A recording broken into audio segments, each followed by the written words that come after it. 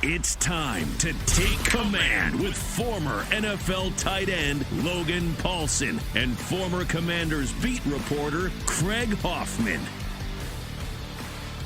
What's up? What's happening? Welcome in. It's the Take Command podcast. Logan Paulson there. No, sorry, there. It's backwards on the screen in the camera if you're watching us on YouTube. That's Logan Paulson. I'm Craig Hoffman. I should have just stunk with the regular intro, Logan. I've tried to do too much.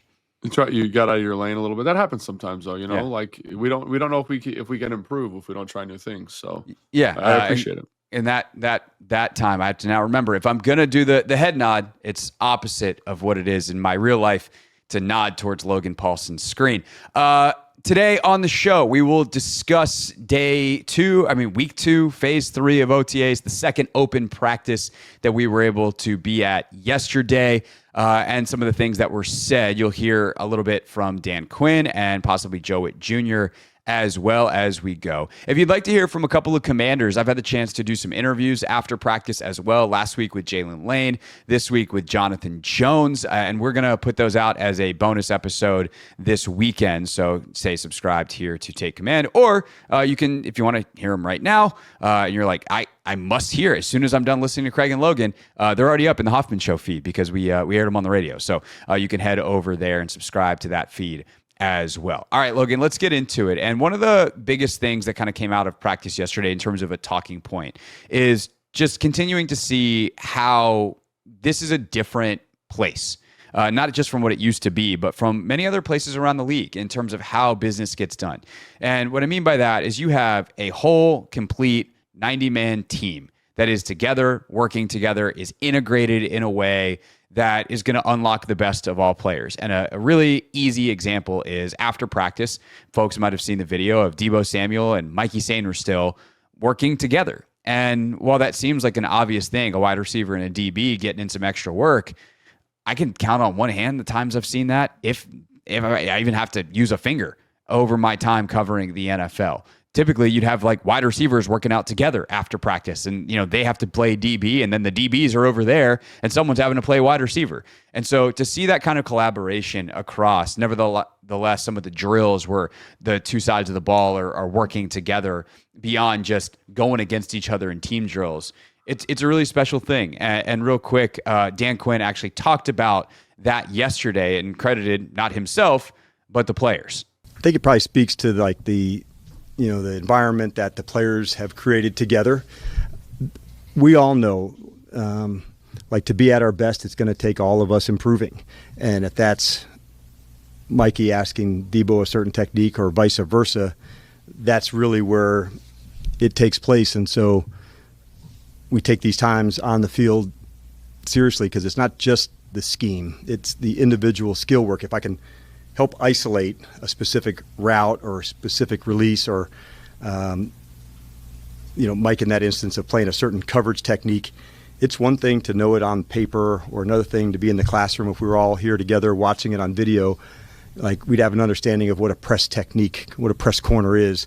But until you do it, and what can I do? Where's my hands? How do I have to be placed exactly and be very specific? I think that's where the gold is. And that's why I think like the teaching this time of year is like has to shine on the coaches. And we've got some excellent ones because they'll get very specific on the certain techniques. Let's try that one again. Let's put the hand into this space. You're not in a rush to get to the next play, or, you see, you guys are all here in season. There's jersey numbers on people, and okay, what are we gonna do with this person here? There's none of that now, and it's just on the skill. And so they're teaching if they have to do it 4 or 5 times, that's okay, because let's try that one again. Joe was working recently with just maybe 3 safeties or 2 safeties and 1 backer on press technique against a tight end. How do you do it? He's in line, and I thought that's a great isolation of just a few people on a specific skill. And if you magnify that by the whole group, then there's all these little pockets of things, of skill development that's happening that's really important. And this is that time. And we learn a lot from the NBA of what that small group would look like, of a specific 2 or 3 players getting better on something. And so we work really hard at that specific thing, the work-ons. So Quinn credits the players, but obviously there's a lot of structure in place that's pretty unique, Logan, when you think about how this whole thing has come together.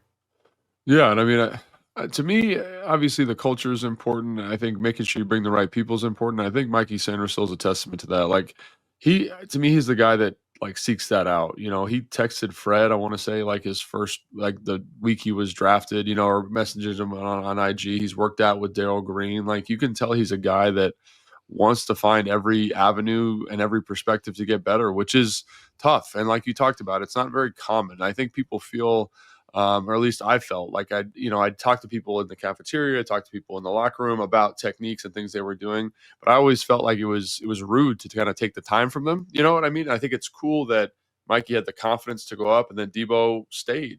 Coming from San Francisco, where again they try to do something similar. So I do think it's a special environment where a guy who's been in the league for a long time, a rookie, feels comfortable enough to go up and talk to him and kind of share the craft. And so I think that's awesome. And I think that's one thing Dan has done a great job of, is that it's not rude. It's actually beneficial, right? It's beneficial for the team. If you've got something you're seeing, if you've got something you want to talk about, like talk shop. And I can't think of a bad thing that comes out of this, right? You get to know your teammates a little bit better.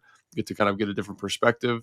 And one of the things, having coached at high school, played in college, and played in the NFL, and, obviously played in high school, is the difference in just football vernacular and football understanding. And so the more guys, honestly, are just talking through stuff like this, I think the more important it is, right? And so even though it's a competitive environment, I think Dan in the presser also mentioned this quite a bit, like it's a time to learn, it's time to teach, and I think that's something that comes through. And I will say this about Dan. One of the things that I appreciate, even in the structure of practice, quite honestly, like when you watch OTAs, and we talked about this a little bit last week, but we can hit on it again, is you can tell that getting better is the priority, right? So when they do the ball drill circuit, like we got tackling, we got ball awareness, we got, toe tap drill, like in that kind of ball circuit they're doing. We got not just one special teams coach, we got the assistant special teams coach, we got Dan Quinn over there, we got the receiver coach over there helping out in special teams. Like you can tell they're really trying to build a culture of development. And I think this is an example of two guys embracing that vernacular and kind of embracing Dan Quinn's philosophy. So I think it's fantastic. I think it's great. I think it's also, I also want to point out that like, you got to get the right people in here to do that. You know what I mean? Right. Like getting a guy who's confident enough and understands the importance of it. And Mike Sainristil, and I think that's a testament to Adam Peters and again, his process in the draft. But again, it's multifactorial, like we always like to say. And I think you see kind of flavors and touches of that throughout. So I actually asked Jones yesterday, Jonathan Jones, new Commanders DB who came from New England as a 10-year vet. And I was like, does Mikey remind you of you, a guy who's kind of always seen as wise beyond his years, obviously physically gifted in some elements, the speed, not as physically gifted in a height aspect. I didn't say that part to Jonathan, but like they're built similarly in some ways, but also the inside-outside versatility, all that stuff. I was like, does he remind you of a young you? And he's like, yeah, he does. And the thing with Mikey that stands out is he actually doesn't talk a lot, but you can tell he's always listening. Like that was a phrase verbatim that Jones said that I thought was really fascinating. You can tell he's always listening. And whether it's reaching out to Smoot, whether it's reaching out to Darryl Green, whether it's the relationship he has with Jaden, with Bobby, with Deebo now, like it's very, very clear this guy is trying to find an edge, trying to find a new piece of information, trying to find perspective, gain perspective all the time to make him a better football player. And that's part of when Adam talks about we're scouting the person, we're scouting the character. That's how that ultimately plays out into becoming a better football player. But beyond just Mikey and Deebo, you noticed something in practice yesterday that we also want to talk about, which is the offensive and defensive lines working together. You know, you have 7-on-7, and typically the D line goes over here, the O line works over here. That wasn't necessarily the case yesterday at some of the parts in practice where the skill guys are doing one thing and the O line and D line are not necessarily doing their own things. They're working together on some stuff. Yeah, and I think Dan mentioned something in his press conference, I don't remember exactly, about them actually lifting together. And I think that's something that to me is really, really interesting, because like usually the way that the OTA structured was when I was playing, and I think largely is structured the same way, as the offense does the lift, then the defense is in meetings, and then they switch, then they go the other way, right? And so usually you have at this time of year, kind of surprisingly, very little interaction with the defensive staff or defensive players. And it makes it hard to kind of build those relationships. And Dan mentioned like oh no, we had those guys lifting weights together at points in this offseason, which is very, I say very unique. And I really like that approach, because oftentimes when you're working out with your position group, like when you're working out with the tight ends, for example, you get very comfortable. You're like, oh, I know how strong so-and-so is. I know how fast so-and-so is. I know exactly where I fit in this hierarchy of this room and of the offensive position groups, right? Like I remember doing conditioning and it was like, all right, I know I should beat these people, but I will be behind these people. And that's perfectly fine to be in your lane. I think it's awesome when you bring in the defensive side, because it makes it a little bit more competitive. Because like, remember when I first got in the league in 2010, it was old CBA. So we had kind of unlimited time in the building for the offseason. So offense and defense would work out together all the time. It gets a little bit more competitive, a little bit more chippy, a little bit more verbal. And I think if you're a team like Dan talked about that wants to build a culture of competition, like it's a sneaky way to A, build relationships, but B, create a more competitive environment. Because now all of a sudden, like if I'm an offensive lineman and I see Daron Payne in there and he's back squatting 550, I got to be like, well, shoot, I got to up my game here. I got to push myself. I got to motivate myself in a way that you don't get when it's just the offensive guys. So I love that. I think that's a really cool. I'd be really curious to see how they did that from a scheduling standpoint. He kind of just glossed over it, but in terms of doing things in a different way to heighten the competition, heighten the fellowship, that's something that I think really, honestly, is a fantastic. Like again, when everyone's doing something the same way, and you're trying to do something different. Like, why are you trying to do something different? And I think there's a lot of value to just that little wrinkle. And hopefully it pays dividends as the offseason goes on, as we get closer to season. Yeah, keep things fresh. And I also love that you mentioned the competition and camaraderie. And people, I think those things are in opposition to each other, but they're not. They grow together. Because there's no person you want to beat more than your little brother. Let's say, like you love him, he's your little brother. Anybody else says anything, then it's on. But like you want to crush that little kid. Yeah, like right. That is it's some of that too. And I don't know who's little brother, big brother in the O-line, D-line. But you definitely want to have that competition, because you also know in training camp, like you're not trying to get embarrassed. And if you see Daron Payne's out there doing great work in the weight room, and you have to block that guy every single day as you compete for a job in August, like you're gonna make sure for your own self-preservation that you're reared up and ready to go. From the camaraderie standpoint, though, I think that does bring up another thing that I want to touch on here before we actually circle back around and talk about Daron Payne, who was discussed by Joe Witt Jr. and Dan Quinn yesterday. You'll hear both of those quotes in just a few minutes. But, we downplay by nature. I think you and I both are wired this way. We're like, if people are making a big deal out of something or trying to make a big deal out of something that is not a big deal, we push back hard, because there's just this instinctual, like, hey, someone's got to say settle down, and we're the settle down people. Welcome to the Settle Down podcast. But when we talk about makes for good, very heightened hard takes. No, that's not who we are. No. Hey, you want firebrands? Turn on TV and watch people that haven't been in a locker room in 20 years. Anyway, I was talking about the journalist, but some of the former players are just as bad. Anyway, the point is, Logan, before I get us all in trouble, saying that we're the Settle Down. That was a hot take, yeah. Podcast. The guys that aren't here, our initial instinct is like, it's not that big of a deal. It's voluntary. They don't have to be here. But I think that sometimes that belies what is actually lost by them not being here.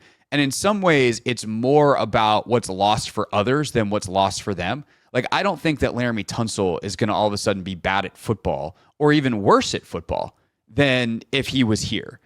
But what is the opportunity cost and opportunity lost of Javonte Jean-Baptiste having to problem solve against Laramie Tunsil, that now all of a sudden makes a left tackle in season that he's facing a lot easier, because he's figured out how to at least give Laramie Tunsil a handful in practice every single day. What is the camaraderie and the knowledge passing off that is lost of a guy like Marshawn Lattimore or Terry McLaurin not being able to work with not only those in their respective position groups, but across position groups? Like, what happens if that Mikey Sainristil Deebo conversation, instead of being 2 wide yesterday, is 3 wide with Terry or 4 wide with Marshawn Lattimore? It's a better conversation. Yeah. And there's more knowledge that is passed along, more ideas that are exchanged, not to mention the fellowship element of it and the brotherhood that everyone likes to tap into. And so it's something that Keim and I actually talked about when Keim was on the radio with me yesterday. And it just is something that for guys in Tunsil and Lattimore specifically who are new, haven't been through this time of year with this team, Lattimore coming in midseason, Tunsil being acquired in the offseason, and who have a bit of a reputation as being different characters, not necessarily bad guys, but Lattimore a little bit more of a loner, and obviously a fiery personality when he gets in between the lines. Tunsil is just a different cat, which, again, they're not relying on him for leadership. They just need him to play left tackle. But what opportunity is lost when those guys aren't here? And I think that's a worthy conversation in light of how we spent the first 10 minutes of the show. Yeah, and obviously, like when you're talking about a building that does a great, has a great kind of cultural foundation, they do a great job teaching. Like it's a missed opportunity to a certain extent. Now, I think when people start talking about, is it a big deal? Is it not? Like we've already alluded to, or we've already talked about, like on previous shows. Like I've played with guys who don't come to OTAs. Like it's just part of their process. And as a player, it always bothered me because I'm like, you should be here, we should be the team, but it didn't really affect them. It didn't affect the results of their performance on the field, and it wasn't part of their process. And so I think when you think about it, it's really 9 practices that they're missing, which is not insignificant, but it's not the craziest thing in the world. They're unpadded practices. And I think when you look at the phasic structure of the offseason, right, some of it's not even football related in terms of phase 1, phase 2, and then even the beginning of phase 3, the first OTA practice we saw, they're not doing team run. The offensive line is just doing extended individual. And, just as an example for Laramie. And so would it be helpful for Jean-Baptiste if Laramie Tunsil was here? Probably. Or Josh Connerly.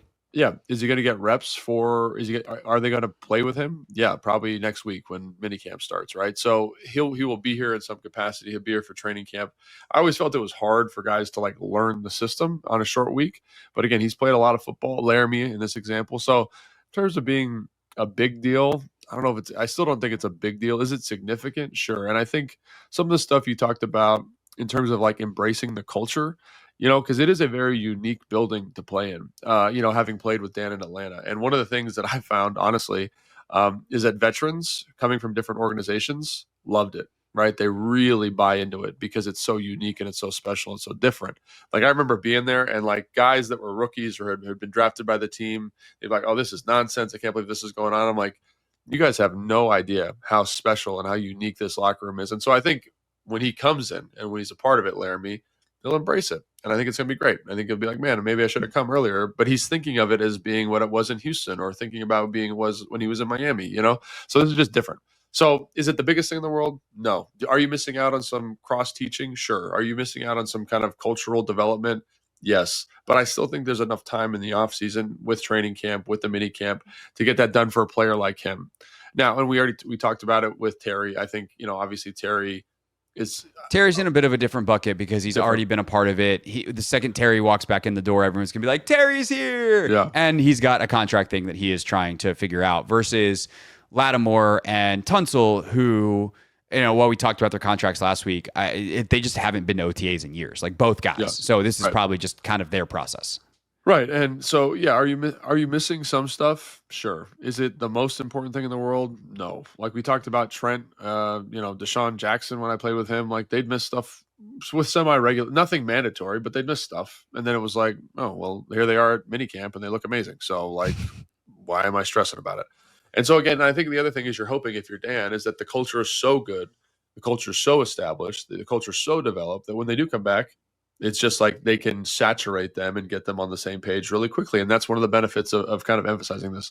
And, we talked about Laramie on the last show or a couple of shows ago. I think it's a little bit different for him because of the injury history, and I think that's something that I would kind of point to and be like, hey, it'd be nice if you were here just to know that you're in shape. And maybe that's my own anxiety as a strength coach, as a guy that never missed anything. I'm like, and a guy who came off injuries, I was like, I have to be in the building. So it's a little different. And I think the other thing too is like, yeah, and so that would be my one concern with him, right? Is just kind of making sure that with Lattimore, right? As opposed to Laramie. Like for whatever reason, offensive linemen, I've coached a lot of them, I've played with a lot of them. They can miss, and because there's so much crossover in terms of scheme, usually they get up to speed relatively quickly. But with Lattimore, it's just a little different. So are they missing something? Sure. How significant is it? I think it's hard to say, right? And I know people probably hate that answer, but that's something where I go back to. It's like, yeah you're missing opportunities to get other people better, to make yourself better. But in the grand scheme of the football season, what does that really amount to? Right. And that's the hard thing. And I talked about this with Jones as well. Not directly. I wasn't like, hey, what do you think about Marshawn not being here? But he talked about these concepts in other answers that he gave to the questions I was asking him about culture and all that kind of stuff. And one thing that I heard from him and I've heard from others is this is also a time of year where, because the schedule is not too crazy, guys are spending a lot of time together off the field. That's a big one. And that is also being missed by these guys. And so from the bonding of, hey, the O-line, we're going to get a big old steak dinner. Okay, well, let's go. And there's, 15 guys there on a 90-man roster, but Tunsil's not one of them. DB room is getting together to go to someone's house and whatever. And, Lattimore's not there. So there is that off the field bonding, which, what Jones talked about with the DB room is playing defensive back in the NFL is so much about trust. And so if you have like a human level of trust in the guys next to you, because you've spent time, you've had meals together, you've played pool together, you've hung around, each other's families. Like, it's just a different level of trust versus, oh, that's the guy that wasn't there for the stuff. And can that be overcome with a bunch of really good play, especially even in training camp before you ever hit September? Yeah. Like this, it's nothing you can't overcome, which is why ultimately it still is not a big deal. But to pretend like it's no deal or there isn't some kind of opportunity lost, I think is being disingenuous. So I think that's the better way to put it. It's like it's opportunity lost. It's not the huge deal. It's not going to like make or break your season necessarily, but it is. You're missing you're missing time to build that cohesion, to build that connectivity, and is that the most important thing in a football team? No, but is it an important factor? Sure. And can it be developed quickly? Yes. So it's like it's one of those things. It's just a missed opportunity to kind of accelerate that process. And again, like it's like we talked about, you're missing something, but is it everything? No. And I think that's where it's like quantifying what this is going to mean for the 2025 season is somewhat difficult, somewhat nebulous. Yeah, it's super nebulous because it's like, okay, well, does it cost you one game? I don't know. Yeah. Maybe the the extra reps that someone else is getting gains you a game. Like it's impossible to know.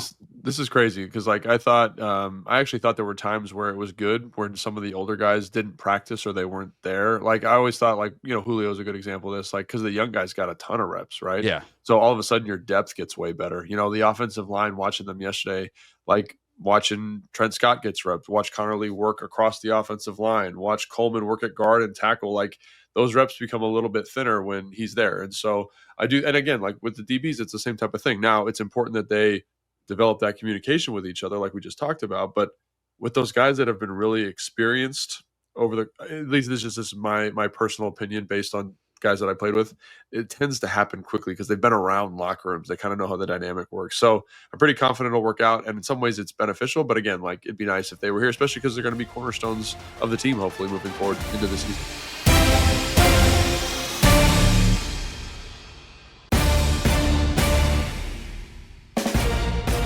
Take Command Podcast, Logan Paulson is there. Craig Hoffman here as we discuss phase 3 of OTAs, the second open practice we saw yesterday, and what was said around it, Logan. And a guy who wound up kind of being the talk of the town yesterday was Daron Payne, with high compliments coming from Dan Quinn and Joe Witt Jr. We can play those for everybody here in a second, but Payne's a guy that is in a very interesting situation, very similar to John Allen last year contractually, where they can basically move on from him for some significant cap savings at the end of the year. Obviously, if he were to play really well, then he's looking for an extension at the end of the year.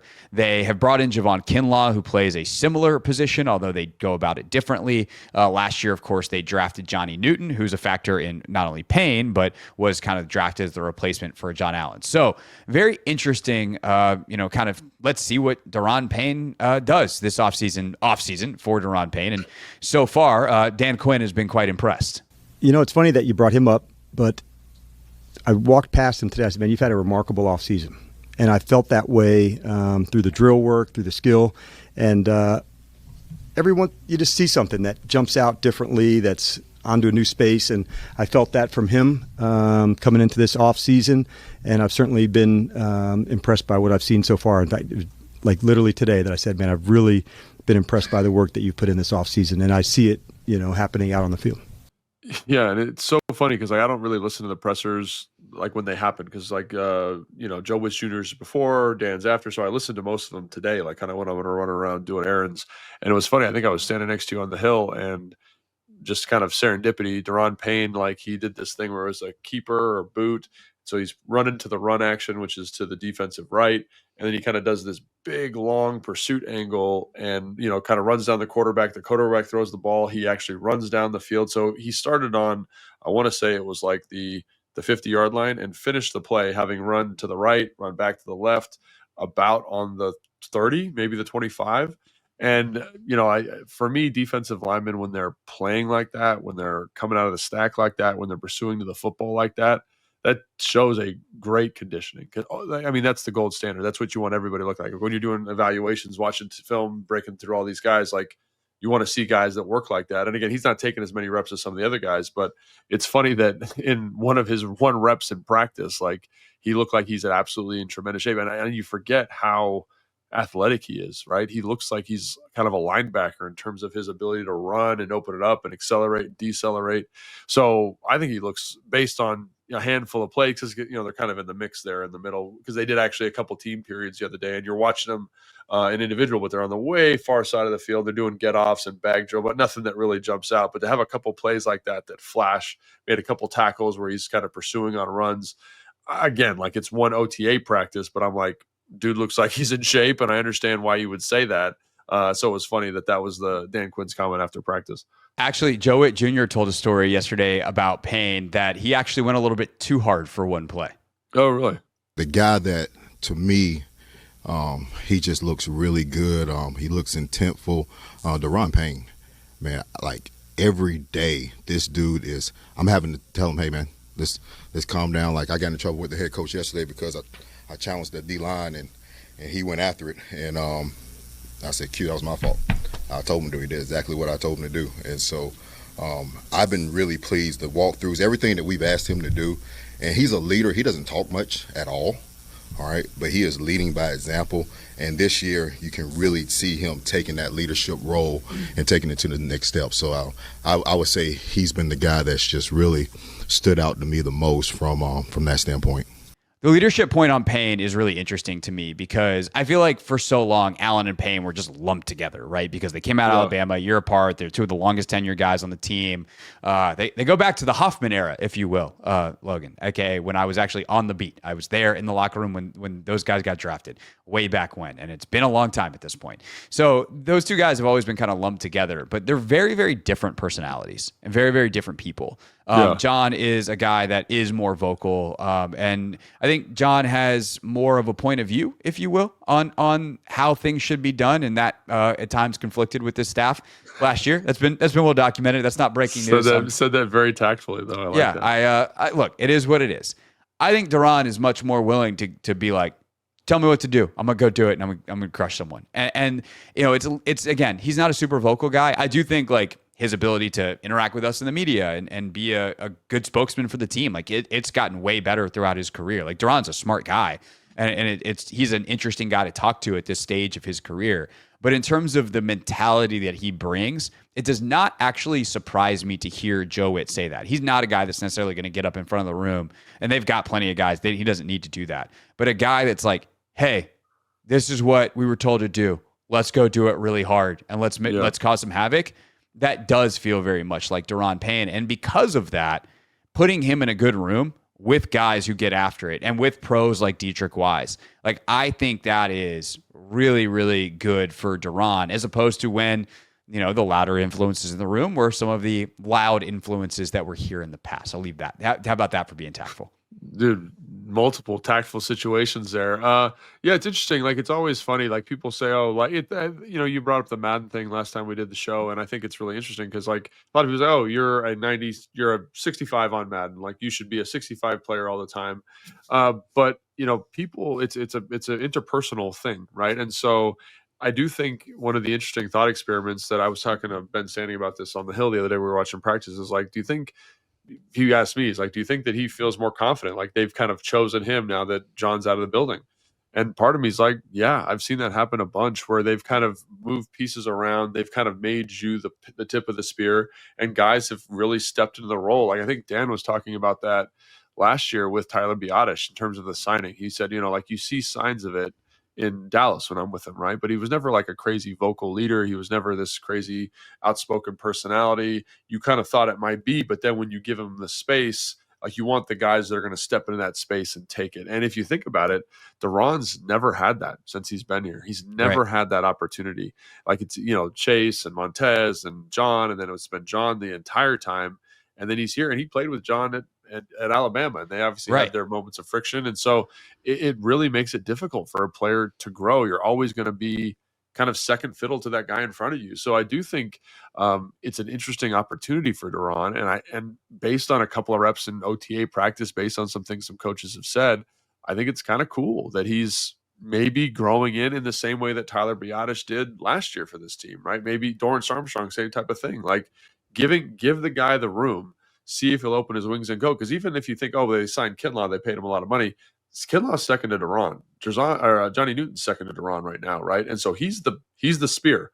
And so what does that room look like? Does it take on his personality a little bit more? Do they get in line a little bit more? So I think it's a really compelling and interesting storyline for the offseason. And, hopefully it allows Daron to be the best version of himself, which would be exactly what this defense needs. Everyone's talking about some of the limitations of the defense in terms of pass rush, but a guy that had, 13 sacks, 14 it was 11 sacks, and a half. 11 and a half. Like that would be pretty impactful on this team. Yeah. The thing about this defense is, I talked about this on the radio show yesterday, and we've talked about it as well. Like, I am far more scared about the secondary than I am the D-line, because I think the floor is a lot lower in the secondary. But I think also, I'm surprised to hear you say that, actually. Like, the floor is lower. I mean, maybe you're right. I don't know. I haven't really thought there's about like it that way. 10, 11 dudes on the D-line that are like solid NFL football players, Like and possibly better. B minuses, just a ton of B minuses. Yeah, And B then- minuses, C guys, like C Yeah. or better. Yeah. I have no idea what Marshawn Lattimore is going to be. I have no idea what Mikey is in the slot. Trey Amos is a rookie. Like, if it works out, that secondary could be great. If Sainristil, develops into his potential of one of the better slots in the league, if Lattimore regains even 90% of the form he had at his peak, if Amos is just catches on to the NFL as a rookie and is good. Like, there's a version, and we're going to talk a little bit more about the secondary here in a few, but the depth is also, I was commenting about this yesterday with you on the Hill of like, I think it's funny, by the way, that we're like on the Hill, the DC Sports podcast, but there's a hill. We're not talking about Capitol Hill. This is a hill in Ashburn where we were stuck watching practice yesterday. Not stuck, where we were had the pleasure of watching practice yesterday. Yeah, pleasure. It's good view. And there was one tree that provided some shade, which was nice. But on the Hill yesterday, we were talking about how quickly, like, Quan's not practicing because he's a little banged up, whatever. It's June, who cares? But like with him not out there, and all of a sudden it's like, whoa, you get to Percy Butler and Jeremy Reeves as your safeties. If Will Harris is out, or he's playing down in the box in a 3 safety look, you get Reeves and Butler on the field really fast. I love those two dudes as special teams players. I would like to minimize their snaps as safeties. And I think Butler, they're different caliber players. Yeah, but I think Butler is close. Like, I think, he's the guy that you would feel kind of good in that third role that he played last year, in that third kind of. But if he's got to start, role, it's different. Sure. It's very different. And like, if you pick a D lineman, I'll give you the next guy up and be like, it is a denser group. But when you talk about the ceiling of the D line, right? Like, what happens if Johnny takes a leap? And what happens if Daron is like 2022 Daron? And again, he hasn't been far off from that in terms of pressure rate and stuff the whole time. It's just it's finishing the plays at a rate that he did in 2022. What happens if he's even a 9-sack guy and Newton's an 8-sack guy? Like, that changes how good this defense is going to be. And we again, I think focus too much on the sacks and the pressures, because where this defense needs to improve the most significantly is against the run, and they've set themselves up to do that. And we probably should talk about where Daron fits in as a run player based off what you saw last year and what you see him doing so far in the 4 run plays that we've seen with no pads on. But I do think that it's worth mentioning with him, like, where's the pass rush going to come from? Hopefully it's 94, and he's very capable. And again, like, it doesn't need to come. I think you did a great job of alluding kind of some interesting thought experiments there. One of the things they've constructed this room in a way where if he has 7 sacks, which would be great for Daron, and Johnny has 6, and Kinlaw has 6, and then all of a sudden Armstrong has 8 or 9, and then Wise Frankie will Luba, have 5 because he always has 5. he always has 5, right? Jacob Martin, like we didn't talk about him the other day, but he's had some nice. Again, it's the depth chart of the offensive line lines up for him to look really good, but he's had some nice, quick, clean, like NFL sack wins in practice. Now it's the offseason, it's OTA, so I'm not saying he's going to be that guy, but let's say he's got 6, right? And all of a sudden you're like, okay, Bobby Wagner's got a couple, and then Mikey Sainristil's got a couple, and so you're like, oh, dang. Haven't even mentioned Luvu yet. Yeah, and I do think that that's a really good way of thinking about this group. And so if Daron can kind of spearhead that, with, again, it doesn't need to be a crazy number, 6, 7 sacks, a couple pressures, but spearhead kind of this revisioning of the defense in the sense that we're going to get 8 guys on the defensive line who are going to do exactly what they're supposed to do. They're going to fit the gaps. They're going to sit double teams. They're going to allow Bobby and Frankie to run to the football clean. They're going to allow Mikey from the slot to not have to take on a pulling guard because everyone's fitting and doing what they're supposed to do. I think that's where I get really excited. You talk about the floor, and I think the floor of that group gets me really excited. You know what I mean? It gets me really, really excited for what they're going to be. And I think, again, if they're better on first, second down, we've talked about this a ton. You just alluded to it. If they're better on first, second down, they're going to get more opportunities to rush the passer. And we've seen what Daron can do. That's what Jerzon was good at in college. And I can't wait to watch Kinlaw in obvious passing situations, whether he's rushing at end or whether he's rushing on the interior.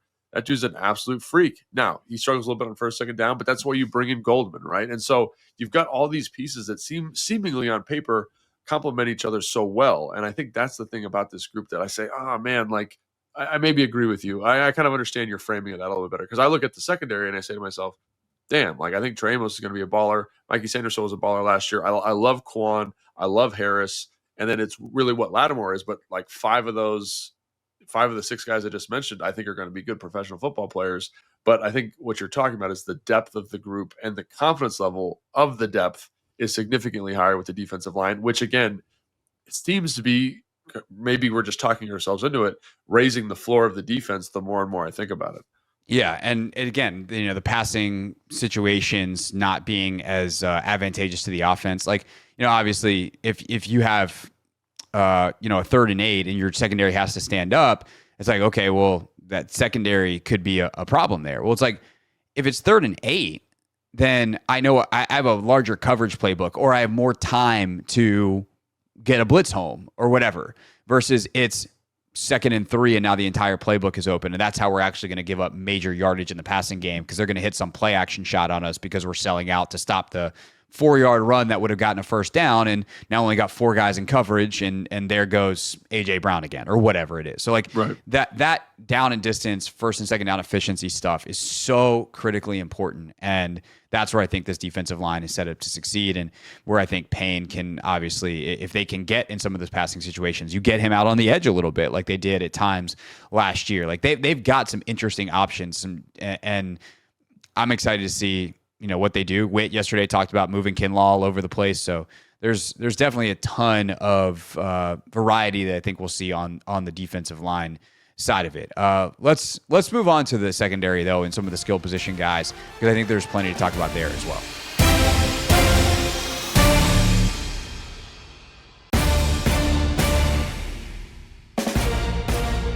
The Take Command podcast. That is Logan Paulson. I am Craig Hoffman. Let's talk about outside the trenches, Logan. And one guy that I am really fascinated by, because I think I like him a little bit too much, is Will Harris, the safety that they signed from New Orleans. He is all over the place in terms of where he's lining up, and it gives them a tremendous amount of flexibility on the back end. Jeremy Chin was very, very good last year. Obviously, he's a different kind of player, but Will Harris will thump you. Like he can hit. We haven't seen that yet because they're not hitting anybody, but we see it on tape last year, including some big hits against the Commanders when those two teams matched up. But when we talk about this group as a back end, a lot of the volatility of it, I feel like, is coming from the cornerback position, where we're hoping Mike Sainristil adapts to the slot really, really well, but he played outside most of last year, the way things wound up falling. Trey Amos, we think, is going to be pretty good, and he's shown some real flashes here early in camp, but he's a rookie, and there's going to be a couple weeks, even if he's really good for the most part, there's going to be a couple weeks that he gets burnt, because that's what happens to rookies in the NFL. And then Marshawn Lattimore, I think everyone knows where Marshawn Lattimore was last year, and we're going to have to see what he is this year. But how does having a guy like Harris give Joe Witt Jr. some options there with personnel packages, different coverages, and all the like?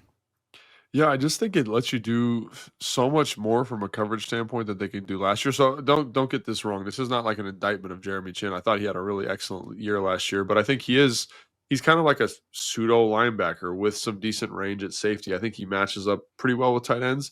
But I think the thing about Harris is, like, when you watch his film, when you watch him in practice, his movement skills are a little bit better. Now, I got to be careful here because I get really locked in and excited about what he could be because it's OTAs. OTA season will lie to you a little bit, right? So this is what he could be season. Right, exactly. And so you say, oh my gosh, this would allow them on third down, they could play straight man and they could do it with two safeties, and you wouldn't be worried about the matchup necessarily if they were in four wide. And so that's a good look. Or maybe he could be the run support player. And so that's all in his film from New Orleans, right? But a little bit of it is a projection because the role is going to be slightly different here, at least what it seems like so far. So I think that's the reason I'm excited about him, but I always got to remind myself, like, because there's guys that, like, every year that you watch OTAs, and you're like, oh, if this role works out for him, that's going to be fantastic value for this free agent signing. But the role's a little bit too big. They overestimate the skill set, whatever. I will say the movement skills seem to be there. The coverage instincts seem to be there. And that is a very exciting proposition for a coach who, in Joe Witt Jr., who seemed to want to play more man coverage earlier in the year last year. This is a piece that feels like some of the pieces they had in Dallas, right? Where they've got these bigger coverage safeties that can play the run, that can do multiple different things. They can line up in dime personnel, and he could be a linebacker. They can line up in nickel personnel. He could be a safety, or he could be the big nickel. They can line up in straight, kind of your base defense, and he could be a straight safety. So it gives you this movable flexibility of a chess piece, kind of in the same way we were talking about a potential role for Medrano. Like, that's what this is right now. And so I think, like, we'll see if he can handle the intellectual load. We'll see if he can handle the multitude of positions. I would think so, based on what he did at New Orleans, but it's a different defense. The calls are going to be different. The frequency of the calls are going to be different. But right now, I'm also very excited about him. It just depends on when the pads come on and when in the joint practices, whether it holds up the way we think it'll hold up. Yeah, definitely. It's definitely going to be interesting to watch because you have a guy in Harris who can play nickel. He's played a little, like, occasionally he'll pop out to outside corner. Like, he can cover. And Quan Martin is a converted corner as well. So you have two guys that can really cover. And then you have a guy like Dominique Hampton, let's say, who's, they're going to try to find a role for him. They're going to try to find a role for Medrano. Joe Witt yesterday talking about, I got to find a role for Tyler Owens. I got to find a role for Jeremy Reeves. These guys make plays. Oh, he said that. That's cool. Yeah. So he's like, he's like, Reeves is our special teams ace, but, like, when we have him out there, he makes plays.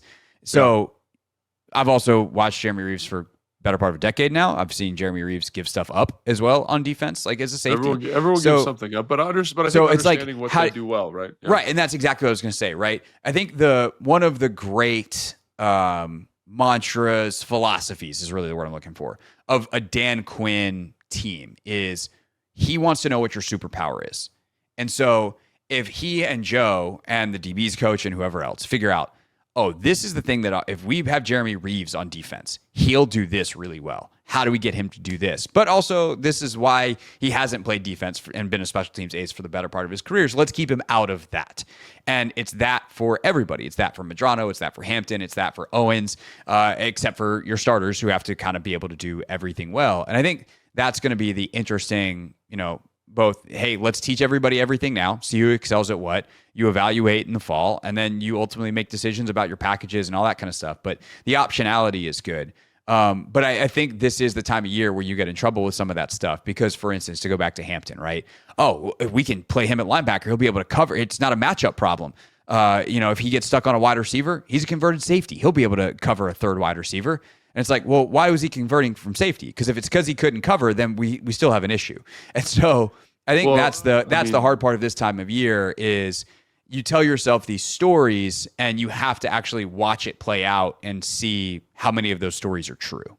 Yeah, I think that's a great point because, like, when you watch Hampton, when you watch Medrano, when you watch Owens, when you watch Reeves, like, they show up. Like, that's a cool group. It's like the second group that's in, right? Kind of like they cover a ton of space. Oh my gosh, and they do such a good job. Like, Reeves is a super great communicator. He's super instinctive, and so getting him out there with Tyler Owens and Percy Butler saying they got really rangy, and then you got Tyler Owens kind of as the third safety, and you got Medrano as the will linebacker, and it's just they're long and and you're just like, oh my gosh, this could be so cool. But there's a reason that they're in the situation they're in. They're kind of backup players at the moment. It's because they have a lot of learning to do. Like there was a play where Dominique Hampton, like the back was in the flat, and he was step for step with the running back, carried him up the seam, made a weird throw for the quarterback, and the ball was overthrown. And I'm like, man, there's not a lot of people in the league that can do that. But like I said, this is a season where it's oh my gosh, if he could do this, we're going to be really stoked, right? But again, like how many times have we seen guys when the play volumes go up, you're not playing against your own team, things start to get a little bit loose, start to get a little bit squirrely, and you're not playing as well. And I think that's where it's like I'm really excited about the secondary. Like to kind of go back to your defensive line thing, I'm really excited about the athletes they got there, like the competitiveness, the flexibility they have. Same thing with kind of that second wave of like coverage linebackers that we just talked about. But that's in a pipe dream, right? It's like if it happens this way, oh my gosh, it's going to be great. But a lot of things need to kind of come into the fold to make it happen. But I think there's a lot of really unique talent on that side of the ball, and there's a lot of unique talent in the secondary, which gets you excited. And it's cool to have coaches that understand superpowers, or seemingly do. And I think that's the other thing that gets me excited is they'll find what makes this guy the best version of himself. So it's fun. It's fun to watch practice. It's fun to watch that group. That's going to be the group like in preseason where I'm just like, it's going to be the third preseason game or whatever. How many preseason games are there now? Three? Just all three, yeah. Right? Yeah. And I was like, I've been reading so much about 2 preseason games. I'm like losing my mind. Anyway, but like I'm going to be so excited to watch those guys play because it's going to be awesome to watch them cover grass and hit people and do stuff. But every is it enough for them to kind of have roles with the varsity? And that's always the big question. To me, like that's the secondary is the group that makes or breaks this team. Like, and we're talking about being a true competitor, like true contender. Like I think the D-line's floor is good enough. Do they have enough pass rush? Do they have enough, whatever, like we can talk about that. But if you're just not broken up front defensively, like that goes a long way. The linebacker crew, we know as long as Bobby doesn't fall off, it doesn't hit an age cliff, like, oh, he's Bobby Wagner. We got it. Yeah. We're good. Frankie Louvu, we kind of know what he is at this point. But then you get into, I'll lump these coverage linebacker types in with the back group. That's it.